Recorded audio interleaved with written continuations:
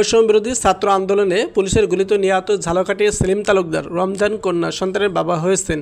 শনিবার ৮ মার্চ সন্ধ্যা ৭টার দিকে ঝালকাঠির একটি বেসরকারি ক্লিনিকে তার স্ত্রী সুমি কন্যা সন্তান প্রসব করেন। সিজারিয়ান অপারেশন মাধ্যমে সন্তান দুনিয়ার আলো দেখতে পায়, কিন্তু সন্তানের মুখ দেখে যেতে পারেননি সেলিম তালুকদার। মৃত্যু ৭ মাস ৭ দিন পর শহীদ সেলিমের উত্তরাধিকার আসলো পৃথিবীতে। নবজাতকের নাম রাখা হয়েছে রোজা। তাই কষ্টের মাঝেও আনন্দের বন্যা বইছে এ পরিবারে।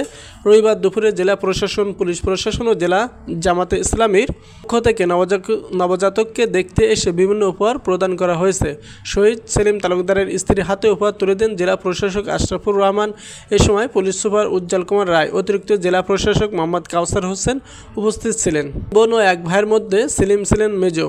পরিবারের একমাত্র উপার্জনক্ষম ব্যক্তি ছিলেন তিনি। গত 18 জুলাই কর্মস্থলে যাওয়ার জন্য বেরিয়ে বৈষম্য বিরোধী ছাত্র আন্দোলনে গুলিবিদ্ধ হন তিনি। 15 দিন হাসপাতালে চিকিৎসাধীন থাকার পর গত 31 জুলাই রাতে তার মৃত্যু হয়। সুমি আক্তার বলেন, আমার স্বামী শহীদ হয়েছেন, তার স্মৃতি হিসেবে এই সন্তানই আমার কাছে থাকবে।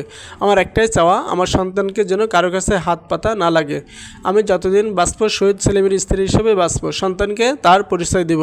ছেলের শোকে এখনও কাতর মা সেলিনা বেগম। তিনি বলেন, এখন যদি সেলিম বেঁচে থাকতো তাহলে প্রথম সন্তান কত আনন্দ পেত, তার সেলিমের ভাগ্য নেই। তিনি বলেন, আমার ছেলের চিকিৎসার পিছনে প্রায় 18 লাখ টাকা মতো খরচ হয়েছে। ধার দেনা করে এসব টাকা জোগাড় করেছি, সেই টাকা এখনও পরিশোধ করতে পারিনি। আমরা চাই আমার ছেলেকে রাষ্ট্রীয় সম্মাননা দেওয়া হোক। নিহত সেলিমের বাড়ি ঝালকাঠির নয়ারহাটি উপজেলা শহরের টি&টি এলাকায়। গত 31 জুলাই রাতে তার মৃত্যু হয়। সুমি আক্তার বলেন, আমার স্বামী শহীদ হয়েছেন, তার স্মৃতি হিসেবে এই সন্তানই আমার কাছে থাকবে। আমার একটাই চাওয়া, আমার সন্তানকে যেন কারো কাছে হাত পাতা না লাগে। আমি যতদিন বাঁচব শহীদ সেলিমের স্ত্রী হিসেবে বাঁচব, সন্তানকে তার পরিচয় দিব। ছেলের শোকে এখনও কাতর মা সেলিনা বেগম। তিনি বলেন, এখন যদি সেলিম বেঁচে থাকতো তাহলে প্রথম সন্তান কত আনন্দ পেত, তার সেলিমের ভাগ্য নেই। তিনি বলেন, আমার ছেলের চিকিৎসার পিছনে প্রায় 18 লাখ টাকা মতো খরচ হয়েছে। ধার দেনা করে এসব টাকা জোগাড় করেছি, সেই টাকা এখনও পরিশোধ করতে পারিনি। আমরা চাই আমার ছেলেকে রাষ্ট্রীয় সম্মাননা দেওয়া হোক। নিহত সেলিমের বাড়ি ঝালকাঠির নয়ারহাটি উপজেলা শহরের টি&টি এলাকায়।